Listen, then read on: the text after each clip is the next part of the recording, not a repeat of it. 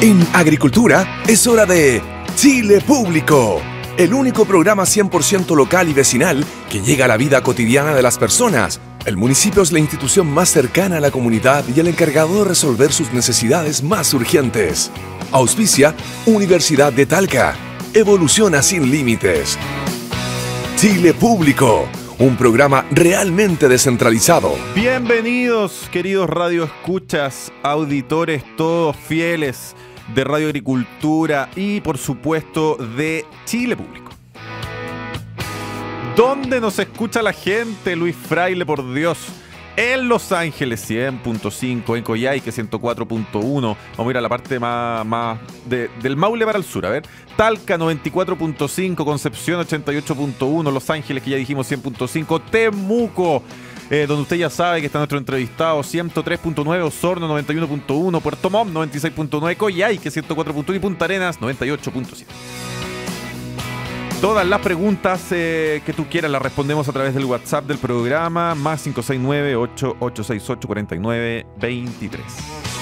No te olvides, Universidad de Talca, sembrar para el presente, cosechar para el futuro. Universidad de Talca, evoluciona sin límites. Admisión 2023, acreditada por 6 años en todas las áreas. Y también los amigos de Municipios por Chile, noticias realmente descentralizadas. Como es habitual, jueves por medio, usted que lo espera, tenemos los fieles auditores del gobernador Rivas, del gobernador de la Araucanía, Luciano Rivas. Bienvenido a Chile Público. Hola Jorge Andrés, ¿cómo estás? Un gusto saludarte. ¿Cómo están todos? Un saludo también a todos que nos escuchan aquí en Chile Público. Así es, gobernador, usted me contaba ahí antes que empezáramos el programa, ¿no es cierto?, un poco en off.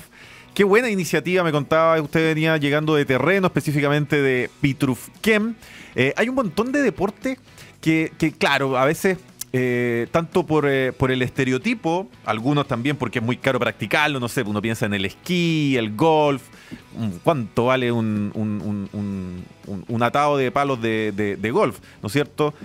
O el mismo esquí, el ticket de esquí, a mí que me gusta, pero duele la guata cuando me toca ir a pagar el ticket de esquí, aquí en la región metropolitana, por lo menos 50 lucas el ticket. Entonces, claro, hay un montón de deportes que están un poquito restrictivos en ese sentido. Por ahí el rugby no es tan costoso los implementos, pero sí uno lo asocia mucho como a colegios británicos, privados, y como que se juega más en ese marco. Entonces, bueno, cuéntenos un poco de esta bonita iniciativa ahí que los niños de Pitrufquén también están practicando rugby.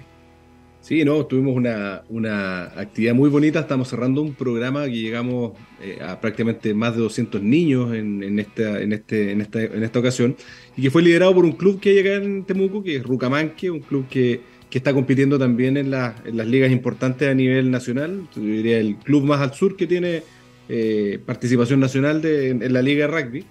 Y bueno, el trabajo que estamos con ellos, un proyecto que ellos adjudicaron era cómo logramos avanzar para que otras comunas de la región también puedan conocer el deporte, podamos potenciar también coach para que puedan enseñarle a los niños, y logramos impactar en 5 comunas más, pero con una particularidad bien bonita. En la comuna de Lautaro, por ejemplo, hay una escuela rural. Niños que no tenían acceso a conocer el deporte están fascinados, y como bien decías tú, a veces hay un tema de que, claro, se practicaba mucho en los colegios británicos en nuestro país. Aquí Temuco tiene una historia también con los colegios británicos y el rugby. Rucamanque es como el club que ha logrado un poco sobresalir y también capturar niños de estos colegios, pero lo que nosotros siempre decimos, o sea, cómo logramos esta descentralización hasta en este tipo de cosas. Y el rugby, a diferencia de otros deportes, es como el fútbol, a la larga no requiere tantos implementos, Claro. pero tenemos que hacerlo conocido. Y creo que además estamos en este boom que tenemos una selección nacional jugando el Mundial de Rugby este año, que el próximo año, que es histórico, primera vez que vamos a llegar a medirnos donde están realmente los grandes. Cuando uno habla del Mundial de Rugby, es equivalente a lo que es el Mundial de Fútbol, lo que pasa es que nosotros no estamos tan metidos con el deporte. Y una clasificación histórica, democratizar el deporte. Una clasificación histórica de los Cóndores para este próximo año, el Mundial de Francia. Así es. Entonces, una actividad súper bonita, mixto, niños, niñas aprendiendo el deporte, súper motivados los chicos. Así que creo que vamos a lograr de aquí a unos años más poder generar una base importante también. Tenemos 3 o 4 muchachos que están seleccionados nacionales en la región, que se están preparando en Santiago, así que hay masa crítica en la Araucanía, yo creo que hay condiciones y tenemos que potenciarla. Yo siempre digo aquí, el deporte es uno de los temas que uno tiene que también tratar de descentralizar, no quedarnos solamente con los deportes en las comunas, en las capitales regionales, sino que cómo llegamos que diferentes deportes puedan impactar a nuestros chicos en otras comunas. Así que no, un muy bonito proyecto. Estuvimos junto a la alcaldesa de Pitrufquén, Jacqueline Romero, junto a los dirigentes de Rucamanque, los coaches, una cantidad importante de niños. Así que los únicos que no pudieron participar son los de Pucón, que por alerta amarilla tuvieron que quedarse, como estamos con el volcán ahí con algunas actividades, entonces por alerta amarilla tuvieron que quedarse en su comuna, pero en general un tremendo proyecto, así que estamos muy contentos de este cierre de proyecto. Excelente noticia entonces ahí en torno al deporte y al rugby. Gobernador, conversar con usted porque hemos visto en los últimos días varias detenciones en torno a este negocio del robo de madera. También verdaderas desarticulaciones de estas bandas. Siempre los hechos de violencia que se producen en la Araucanía, muchos nos hacíamos la pregunta respecto de, está bien, hay que atacar por supuesto el hecho mismo en sí, pero hay todo un negocio para financiar muchos hechos o sea, para financiar la inmensa cantidad de hechos de violencia. Meses atrás escuchábamos incluso algunos audios de que, bueno, necesitamos la maderita para financiar los fierros y qué sé yo, y efectivamente, esto es muy parecido a cuando se desarticula una banda de narco, ¿no es cierto? No basta con quitarle o meterlos presos, hay que efectivamente desarticularlo, hay que perseguir los negocios que ellos van armando a través del negocio, que por supuesto provienen de dineros ilegales. Y en torno al robo de madera hay una cifra que probablemente es muy difícil de conciliar porque es todo muy negro. No obstante, sí sabemos que son millones y millones de dólares los que genera, tanto para actos violentos, financiar organizaciones, ¿no es cierto?, terroristas, pero también por ahí para financiar otro tipo de ilícitos. Entonces, bueno, hemos visto también una mayor persecución en los últimos días, desarticulación, etcétera, etcétera, etcétera. Cuénteme usted cómo han ido evaluando también estas acciones de las policías. Yo creo que aquí se ha generado un tema que es bien importante y que yo por lo menos hace mucho tiempo vengo tratando de impulsar, que son la importancia que tienen algunas modificaciones de cuerpos legales que necesitamos para poder desarticular las diferentes bandas que hay en nuestra región de la Araucanía y la macrozona. Lo que está pasando hoy día con el robo de madera hace atención a lo que se aprobó hace un par de meses atrás, que es esta ley del robo de madera que se pone a disposición, donde podemos tener también, agravar un poco las condenas. Hay otro tipo de métodos de persecución y hay algo que se da aquí que es relevante. La verdad, tú sabes, aquí cuando las cosas son positivas, yo no tengo ningún problema en valorarlas cuando se hacen y quién las hace. Creo que ya hemos tenido detenciones en flagrancia referente al último caso del robo de madera, donde las policías además logran encontrar municiones, armas, las mismas, obviamente toda la orgánica que estaba detrás de este robo de madera, entre choferes, personas que están vinculadas a este ilícito. Se hace una acción coordinada entre las Fuerzas Armadas y Carabineros para lograr la detención. Yo me imagino que aquí hay una decisión política detrás que también se valora, obviamente, y ahora esperamos que los juicios tengan, obviamente, las condenas que esperamos. Pero aquí lo que quiero decir con esto es que es lo que uno espera para la región, cuando uno espera que se articulen los diferentes órganos del Estado que tienen que velar por la seguridad de nuestra región de la Araucanía y la macrozona. Claramente lo que vemos aquí es un tema que es muy positivo. Yo de verdad que lo valoro enormemente. Creo que es el camino que se debe seguir para desarticular un negocio que se habla por parte de la Corporación Chilena de la Madera sobre los 100 millones de dólares por robo de madera. Imagínate lo que es eso, ilegales que están ingresando a la compra de armas, a financiar a los diferentes organismos terroristas que están en nuestra zona, etcétera. Entonces, creo que ha sido algo positivo, que espero que siga en la misma línea.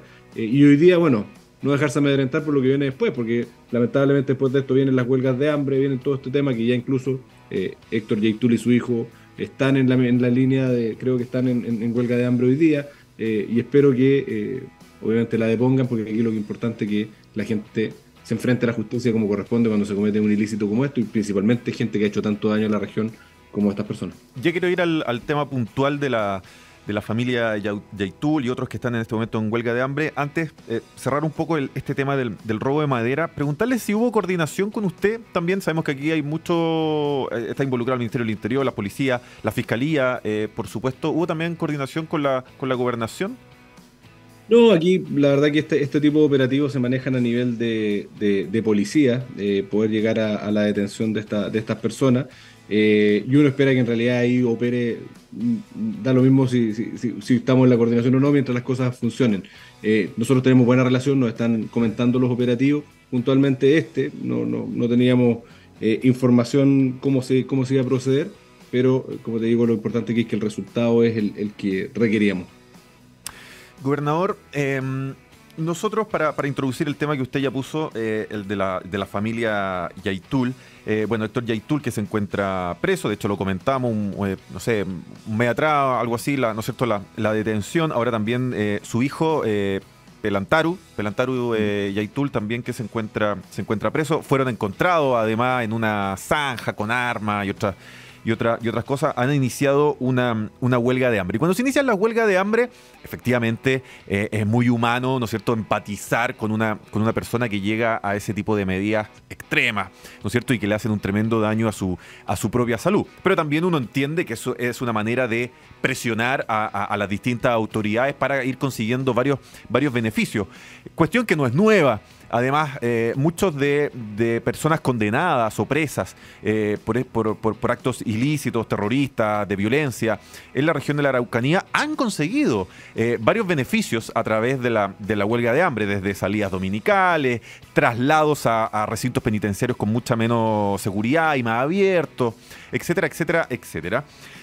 Y usted fue bien enfático ahora, decía, bueno, más allá de la huelga de hambre, aquí se tiene que hacer cumplir la ley, se tiene que hacer cumplir la condena, pero también uno entiende que nadie quiere que se nos muera alguien, ¿no es cierto? Entonces, ¿cómo compatibilizar finalmente esas dos miradas?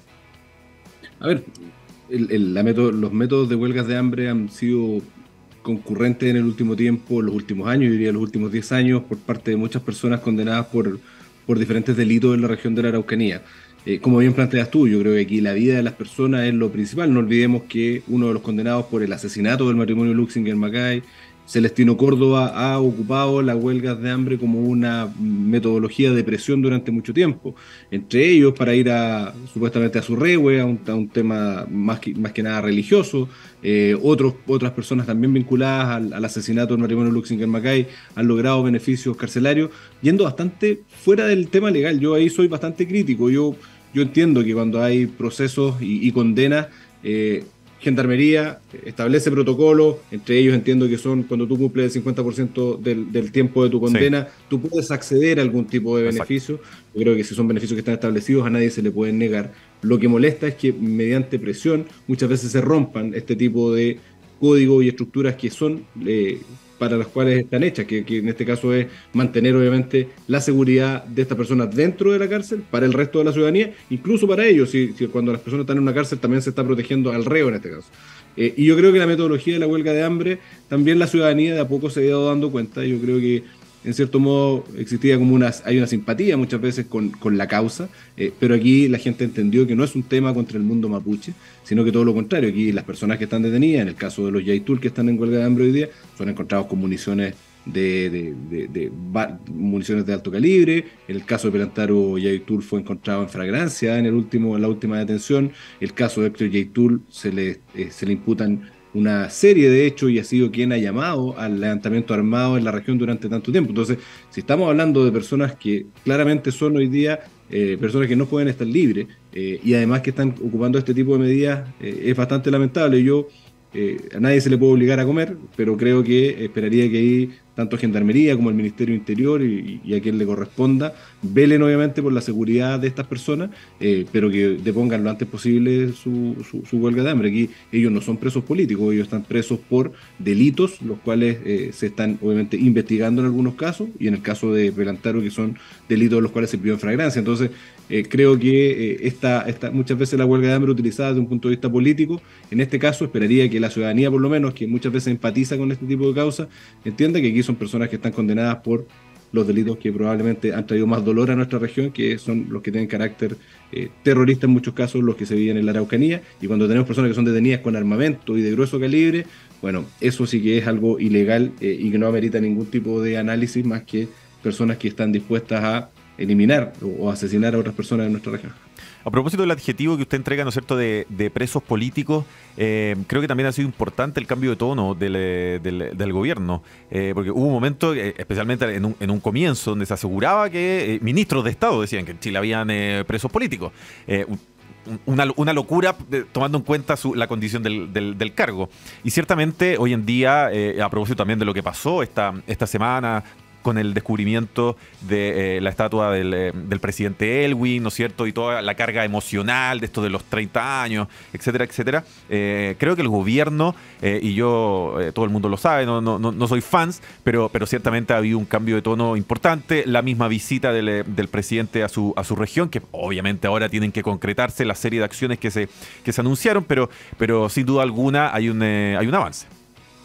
No, ahí el tema yo creo que ha sido importante. Yo siempre lo he dicho, yo creo que aquí el cambio de ministerial, tanto en Interior como en Sexpress, ha ayudado un poco a moderar que la ministra Siche era quien hablaba de Wallmapu, principalmente refiriéndose a la región de la Araucanía. El presidente habla hoy día de región de la Araucanía, los ministros hablan de región de la Araucanía. Como bien dices tú, el concepto de presos políticos no lo he escuchado por parte de ninguna autoridad, porque en realidad son ellos quienes están a cargo de la seguridad nacional y entienden que no son presos políticos.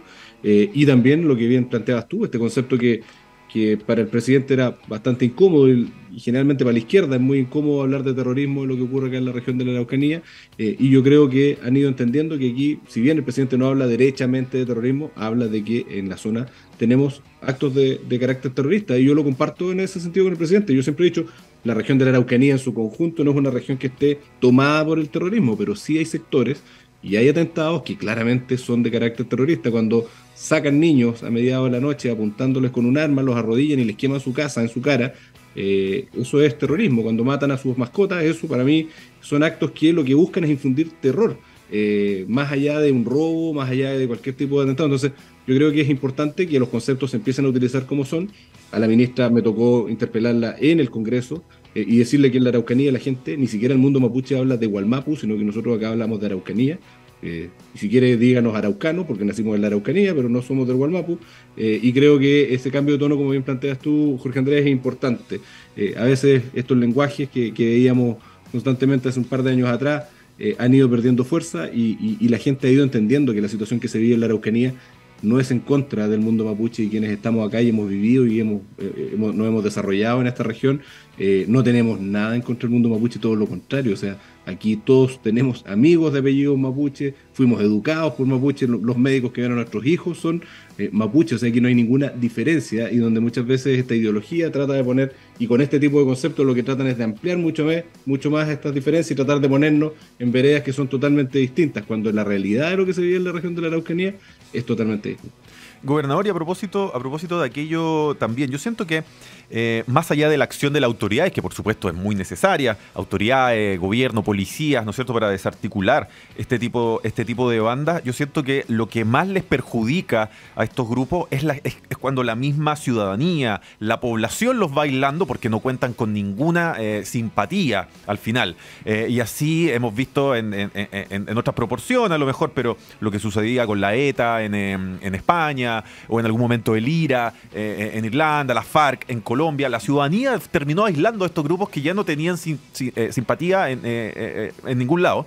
Y por eso me llamó mucho la atención también esta semana este libro que se iba a presentar en la Universidad de Concepción, donde la CAM hablaba de sus técnicas de guerra.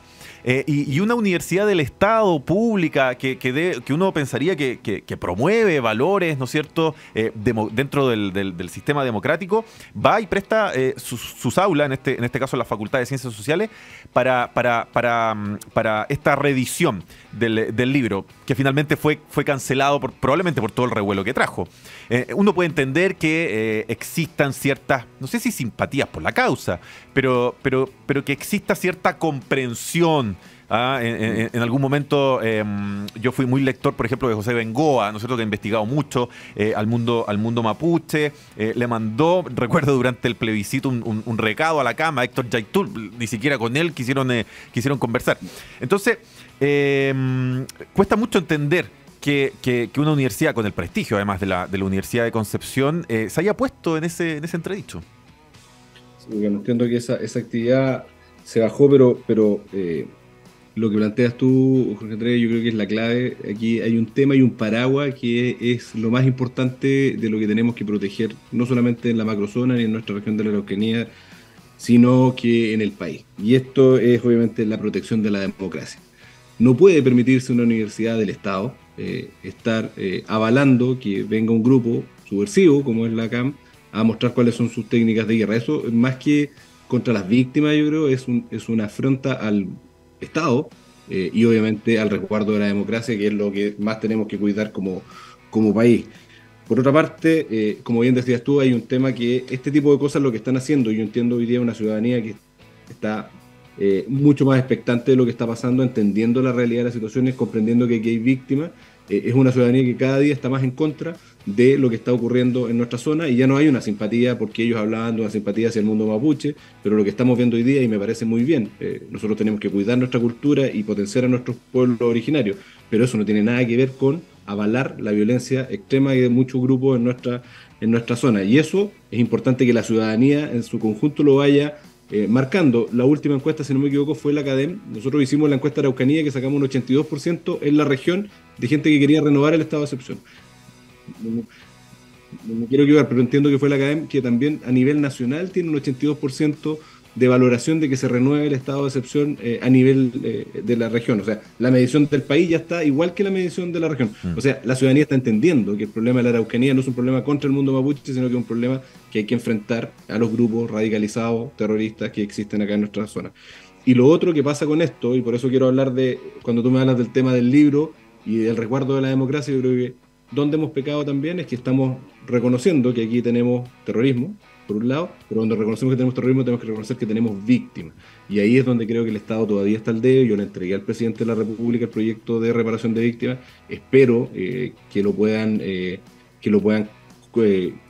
liderar y darle urgencia en algún momento para que sea discutido en el Congreso. También lo están viendo algunos parlamentarios, de dejarlo dentro de la ley de presupuesto este año, porque creo que son temas relevantes que no podemos dejar de mirar cuando estamos hablando del resguardo de la democracia. Uno, como te decía, el paraguas del resguardo de la democracia. Dos, que la ciudadanía en su conjunto, y es lo que pasó, bien decías tú, con la ETA. A mí me tocó estar en el País Vasco, y cuando la ciudadanía reacciona a lo que está pasando, ya obviamente las cosas empiezan a fluir de una manera distinta, y obviamente con un reconocimiento de los quienes están sufriendo esto, que son las víctimas de la violencia en este sentido.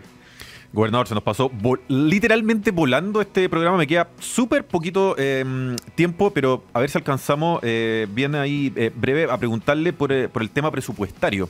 ¿Quedó conforme? ¿No quedó conforme con las distintas partidas? Me refiero, ¿fueron puestos los inputs en las zonas necesarias, en las actividades necesarias? ¿Cómo estuvo la ejecución? También siempre depende mucho de la ejecución del año anterior. Nosotros vamos con la ejecución bastante acorde a lo que tenemos programado. Yo creo que vamos a terminar con una buena ejecución, a pesar de que todavía tenemos hartas amarras como gobernadores regionales.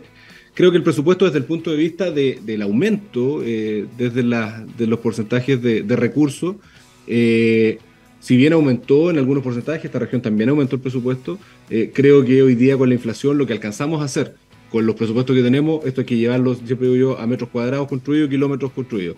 No alcanzamos a hacer lo que hacíamos antes con lo que tengamos un presupuesto más grande. Entonces, en ese sentido nos golpea muy fuerte, pero sí vienen algunas líneas que hemos pedido mucho a los gobernadores, que un poco más allá que las competencias que nos quieren transferir, es la flexibilidad en los presupuestos para poder llevar a cabo los programas de gobierno regionales. Somos las únicas autoridades electas que les exigieron poner un programa de gobierno, el cual obviamente queremos cumplir, y para eso necesitamos tener mayor flexibilidad. Vienen algunas cositas en eso, pero yo creo que hay que trabajar mucho más en esa línea. Luciano Rivas, gobernador de la Araucanía, qué gusto este reencuentro. Recordemos que 2 semanas atrás me estuvo aquí reemplazando el alcalde Palacios de la Reina, con gran éxito, además, con gran éxito. ¿Cómo le fue con el alcalde Palacios? Muy bien, muy bien. Estuvo muy buena también la entrevista y de hecho ayer estaba en un tema de electromovilidad, creo que Eliseo Salazar me envió unas fotos que estaba con él, así que está trabajando bien por la electromovilidad, pero fue una buena entrevista también, así que estuvo muy bien reemplazado Eso. Jorge Andrés. Le mandamos un saludo al alcalde Palacio. Ya le toca, usted sabe que aquí se turna el alcalde Palacio con el gobernador Rivas. La próxima semana tendremos aquí al alcalde Palacio. Luciano Rivas, gobernador de la Araucanía, un abrazo. Jorge Andrés, que esté muy bien, un abrazo y saludo a todos quienes nos están escuchando. Cuídense. Nosotros vamos a hacer una pausa comercial en Chile Público y seguimos con más.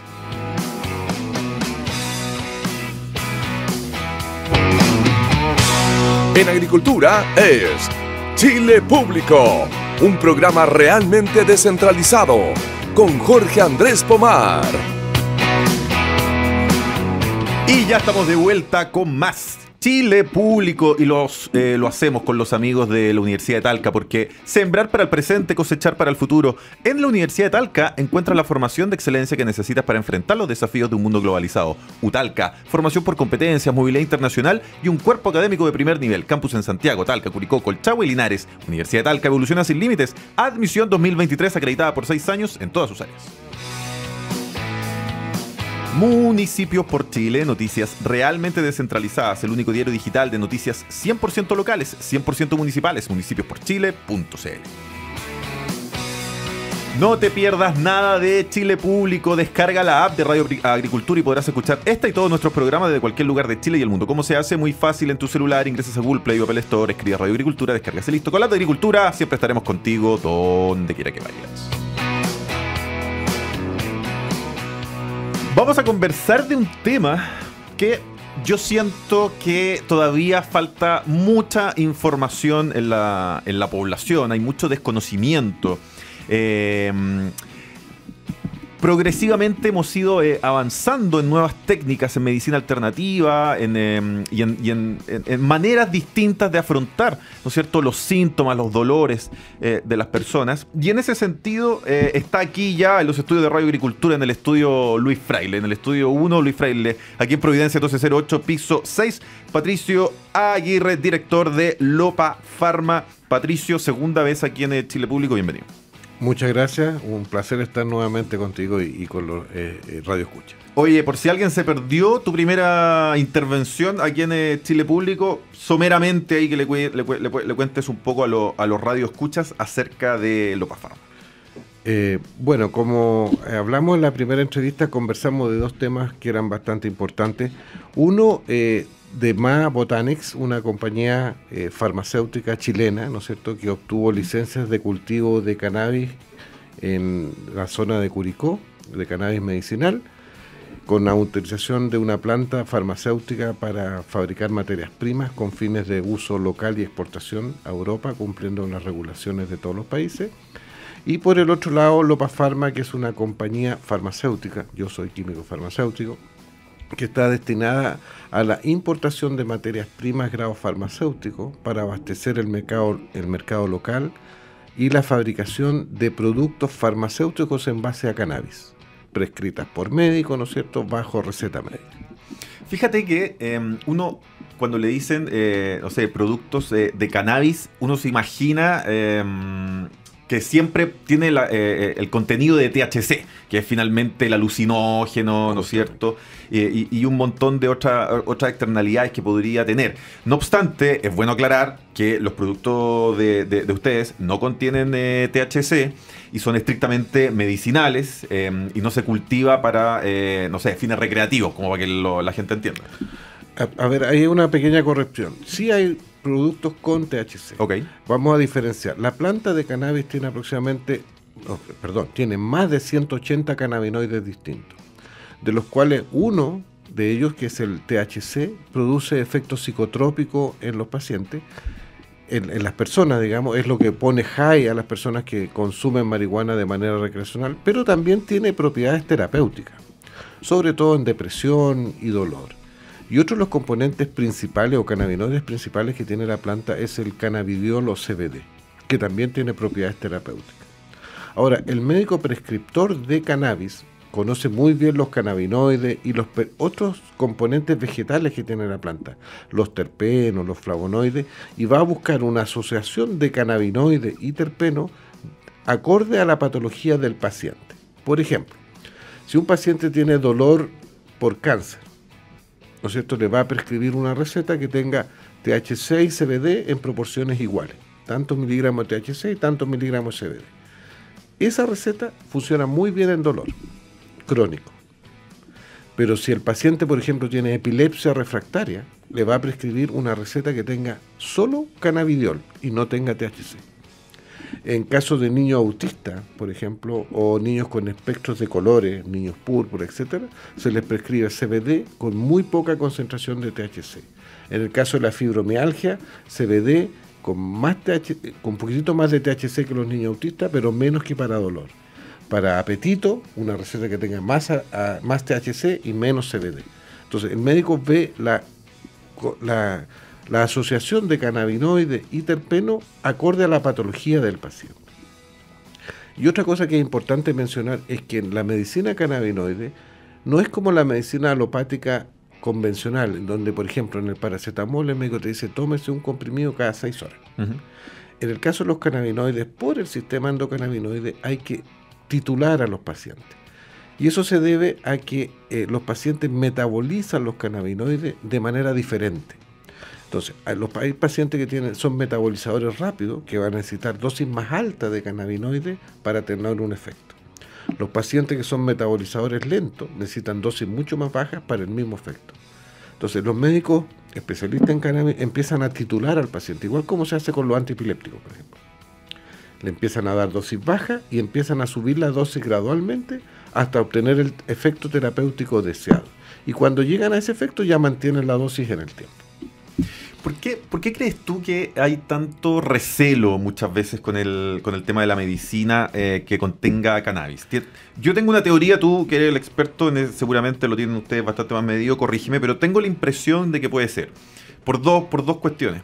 La primera es que uno, claro, lo asocia a fumar marihuana de alguna manera o a tener alucinógenos, ¿no es cierto? Y dos, porque claro, uno todavía dice, chuta, pero ¿y si tengo a lo mejor esta cuestión aquí y no sé, poco menos que llega carabinero van a llegar detenidos? Y bueno, y además por unas cifras no tan esperanzadoras ni alegres, ¿no es cierto? Donde en términos recreativos, si es que se puede llamar así, finalmente, los jóvenes chilenos son de los que más consumen marihuana hoy en día en América Latina. Y bueno, uno siempre escucha además esto que la marihuana puede ser la puerta de entrada a otro tipo de drogas mucho más duras. Entonces yo tengo la impresión, entendiendo por supuesto que esto es 180 grados distinto, pero que la gente suele tener finalmente ese tipo de confusión. Sí, mira, el tema del estigma que tiene la cannabis partió en los años 40 en Estados Unidos, ¿no es cierto?, donde por temas comerciales principalmente asociaron la cannabis a los negros que tocaban jazz y a la prostitución. Entonces decían, las personas que fuman cannabis o son prostitutas o son negros, y le dieron el estigma del cannabis en Estados Unidos. Y fue por un tema comercial de los tipos de algodoneros. Los algodoneros, la cámara de algodón en Estados Unidos era muy fuerte y estaban en contra del uso del cáñamo industrial, que era mucho más barato de producir y producía fibras y tejidos de mejor calidad. Entonces los algodoneros hicieron mucho lobby en el gobierno para que prohibieran la planta de cannabis para evitar su competencia. Y le asignaron el estigma de una planta alucinógena. Pero si hablamos de diazepam, alprazolam, rabotril y de todos estos productos benzodiazepínicos que se usan, la diferencia entre el uso medicinal y el uso abusivo está en la dosis. Entonces, muchos pacientes de consumidores de cannabis pueden consumir la cannabis de manera medicinal sin entrar a ser adictos. De hecho, la cannabis no produce adicción física, como la cocaína, ¿no es cierto?, el alcohol con síndrome de privación o los opiáceos. La cannabis no produce dependencia física, solo psíquica. Y además, la cannabis no tiene dosis letal. Se ha probado en ratones que para que un ratón se muera con THC tiene que consumir 40 gramos por kilo de peso. Imagínate una persona de 70 kilos, tiene que fumarse no sé cuántos kilos de THC para que recién tenga un efecto letal. No tiene dosis letal conocida la cannabis porque es demasiado alta. Y además los receptores de cannabinoides no están ni en el corazón ni en el pulmón, como sí ocurre con los alcaloides la morfina y ese tipo de cosas, que producen dependencia física. De hecho, en Estados Unidos ahora es un problema gravísimo la adicción a opiáceos, ¿no es cierto?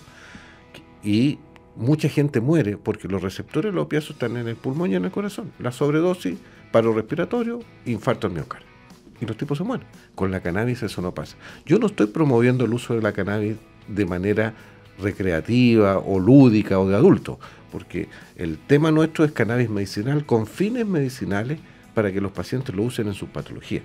Esa es la finalidad. Ya hasta ahí llegamos. Ya.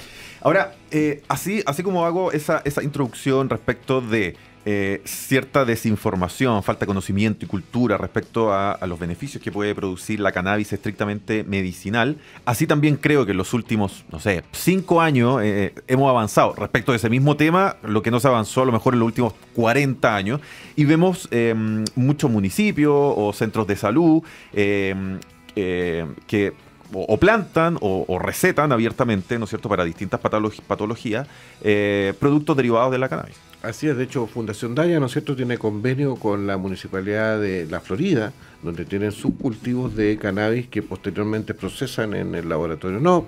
Está la Municipalidad de Quilicura, ¿no es cierto?, que en su centro médico aledaño al CESFAM están medicinas alternativas donde hay médicos canábicos.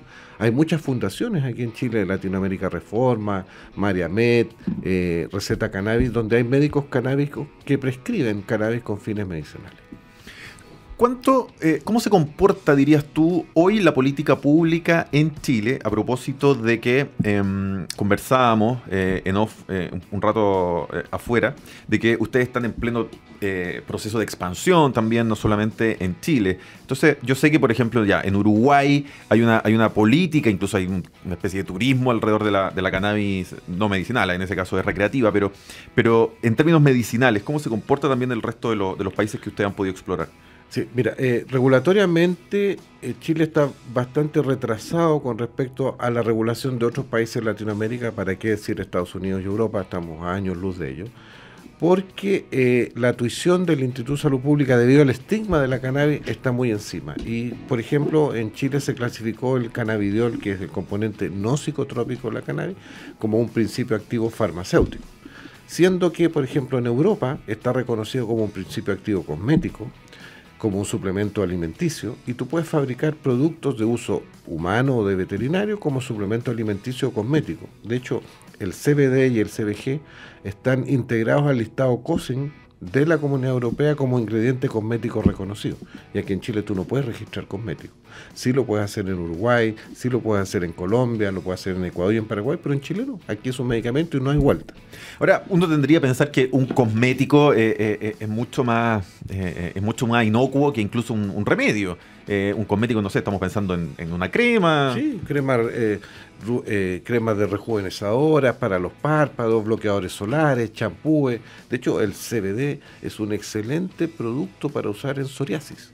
Funciona muy bien en psoriasis. Uno tendría que pensar que a lo mejor ahí, y voy a poner esto cuando uno piensa en conspiraciones, hay un lobby importante a lo mejor de empresas farmacéuticas para tener menos competencia. Yo te diría que, porque hay empresas farmacéuticas que han registrado productos. Una subsidiaria de Bayer que se llama GW Pharma tiene registrado en Chile y en muchos países del mundo un producto que se llama Sativex, que es para uso en la esclerosis múltiple, que es carísimo, vale $1.500 el tratamiento mensual.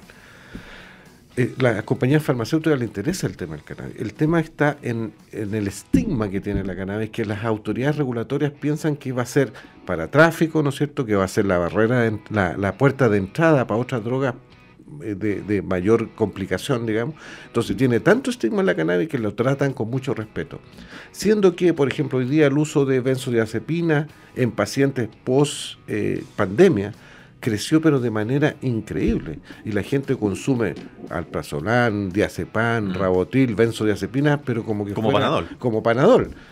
Y ese es un tema de política pública grave. Yo te diría que pacientes intoxicados que llegan a las clínicas con benzodiazepina es 100 a 0,5 con respecto a intoxicados con cannabis. No hay pacientes intoxicados con cannabis. Con la información que ustedes manejan, ¿en qué crees que la legislación chilena podría avanzar tomando en cuenta la institucionalidad actual, ¿no es cierto? Sí, mira, yo pienso que la regulación en Chile nosotros somos muy copiadores de lo que hacen en Estados Unidos. Estados Unidos se rige mucho por la JIFE, que es la Junta Internacional de Estupefacientes que reside en Suiza. Cuando la JIFE saque los cannabinoides de la lista 2 y los pase el THC a la lista 3 y el CBD a la lista 4, o sea que sean productos medicinales que se puedan vender solamente con receta médica y nada más, Chile va a avanzar en su regulación. Pero mientras tanto, debido al estigma que hay y las políticas públicas de droga, etcétera, etcétera, Chile no va a avanzar. De hecho, tú quieres registrar un cosmético en Chile con CBD, te piden un estudio clínico. Es absurdo. ¿Ustedes han tenido algún grado de conflicto con alguna institución que a lo mejor todavía tenga ciertos reparos respecto a lo que ustedes hacen? No, mira, con el Instituto de las Publicaciones de las compañías que son importadoras o fabrican productos en base a cannabis, la relación es muy buena porque ellos saben, con conocimiento de causa, son colegas, de que el cannabis medicinal es una buena herramienta médica, como un fitofármaco.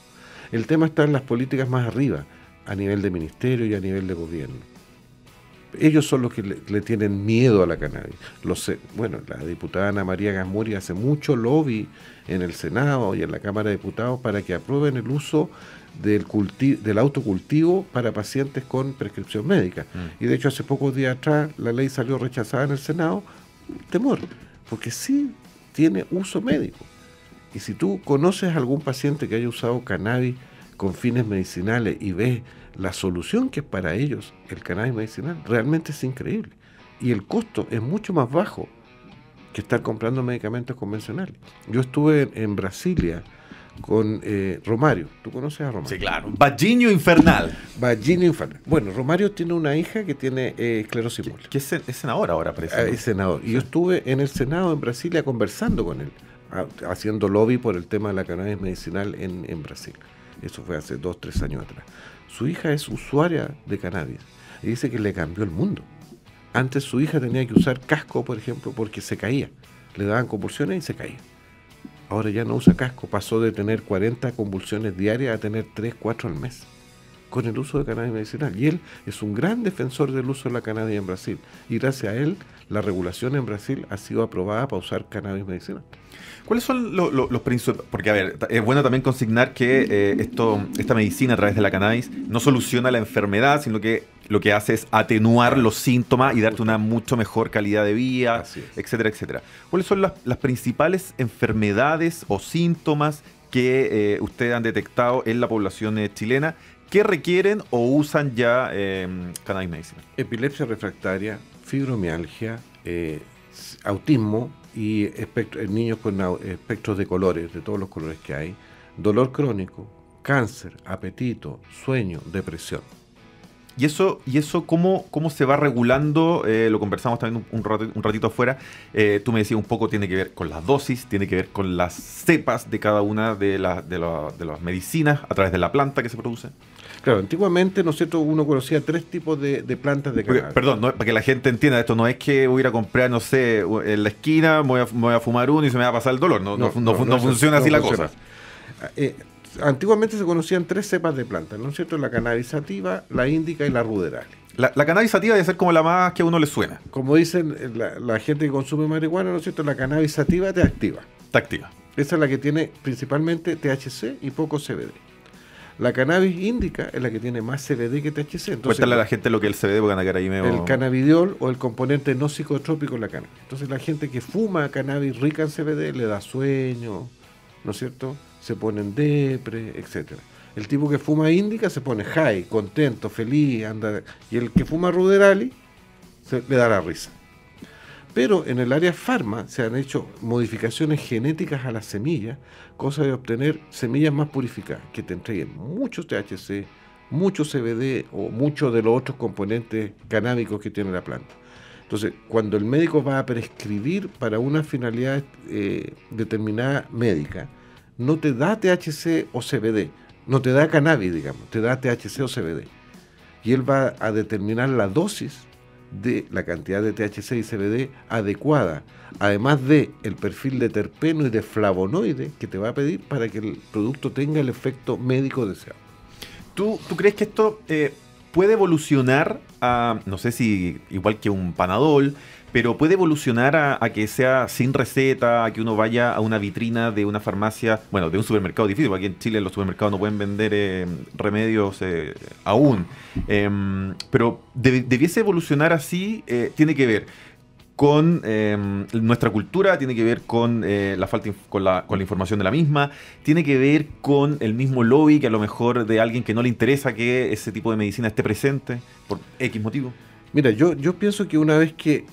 o se necesita receta, ¿crees tú, para cada uno de esos productos? Es que, mira, hablemos del ejemplo de Canadá. Canadá fue el primer país en legalizar el uso medicinal primero de la cannabis, ¿no es cierto?, vía Health Canada, y posteriormente el uso recreacional.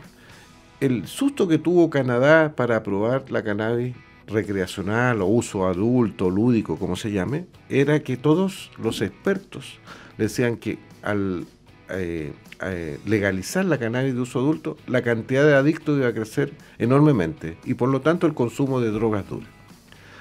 Se hizo mucho lobby en Canadá y finalmente Health Canada aprobó el uso adulto o lúdico de la cannabis y la cantidad de consumidores de cannabis no subió.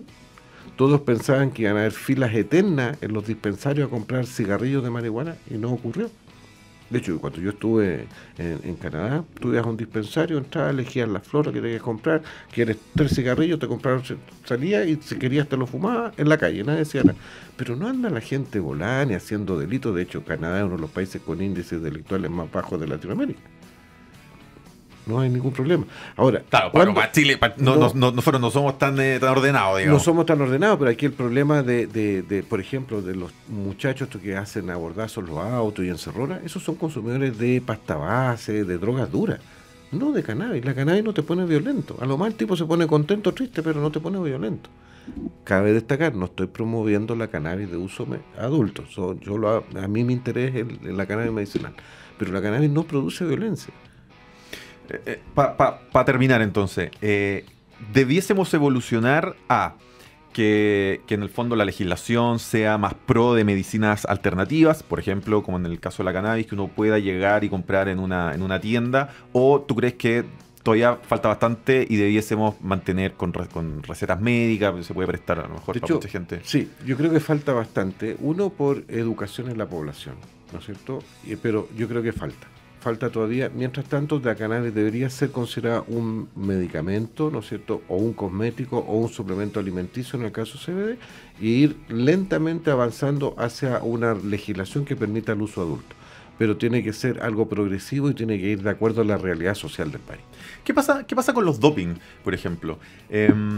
No solamente uno piensa en doping, a propósito que estamos en época mundialera, uno piensa en deportivos, pero hay un montón de pegas, de trabajos, que a gente le hacen examen relativamente seguido. Sí. Por ejemplo, los pilotos de avión, en muchas mineras, examen de pelo, o que ve como un consumo más extendido en el tiempo, orina, que es como un consumo más inmediato. ¿Cómo se maneja eso? ¿Sale positivo? ¿No sale positivo? Si sale positivo, yo voy con mi receta y digo, oiga, ¿sabe qué? A mí me lo recetaron, etcétera, Sí. etcétera. A ver, el cannabidiol, que es el componente no psicoactivo del cannabis, no marca positivo en el doping. De hecho, muchos futbolistas en las épocas de receso, después de los campeonatos, consumen CBD para restituir sus problemas esqueléticos, musculares y los dolores de fibromialgia o dolores articulares que tengan. Se consume CBD solo. Y ahí se usa lo que se llama CBD aislado. No tiene más cannabinoides, no tiene terpenos, solo CBD. El THC, si bien aquí en Chile la regulación te permite el consumo de THC o cannabis, digamos, con fines medicinales bajo una prescripción médica, sí está prohibido, de hecho los médicos lo indican en su receta, el conducir vehículos o realizar actividades que pudiesen poner en riesgo a terceros. Entonces, si el médico te prescribe cannabis, por ejemplo, a un piloto de avión, le va a decir, ok, usted consuma la cannabis, pero cuando esté en el suelo y no nunca antes de tantas horas de volar. Pero está permitido. De hecho... ¿Y algo similar, por ejemplo, en un accidente de tránsito? Sí, así como te hacen la alcoholemia, que también te hagan un test de drogas. Si te hacen un test de droga, tú vas a tener la defensa de que tú estás consumiendo cannabis con fines medicinales porque tienes la receta médica. Pero la misma receta médica te dice que tú no puedes conducir vehículos bajo la influencia de la cannabis. Bajo el efecto del... Que por lo demás es lo mismo que remedio, alcohol, que remedio la fuerte. benzodiazepina. Sí. De hecho, por ejemplo, tú consumes antihistamínicos basados en la clorfenamina y tú no puedes conducir vehículos, porque el sueño que te da, hijo, es terrible. Entonces, no es solo la cannabis, son los benzodiazepínicos, son los opiáceos, son los antihistamínicos. Yo de repente le tengo para la alergia, el medicamento para la antihistamínico, alergia. claro, el plátano oriental que se pone muy. Hay mucha gente que es dura con el tema del antihistamínico. Y el mejor antihistamínico que hay, bueno, después del diazepam, es la clorfenamina, pero produce un sueño terrible. Entonces han salido muchos otros antihistamínicos que producen poco sueño. La loratadina, la desloratadina, que producen menos sueño. Pero igual producen sueño. Nos vamos, Luis Fraile. Patricio Aguirre, director de Lopa Pharma, muchísimas gracias. Nos encantaba a tus órdenes. Oye, sí, nos vamos volando, dice Lucho. Universidad de Talca, sembrar para el presente, cosechar para el futuro. Universidad de Talca, evoluciona sin límites. Admisión 2023, acreditada por 6 años en todas las áreas. Y Municipios por Chile, noticias realmente descentralizadas. Municipios-por-chile.cl. Nos vamos, Luis Fraile, que esté muy bien. Chao, Patricio. Chao.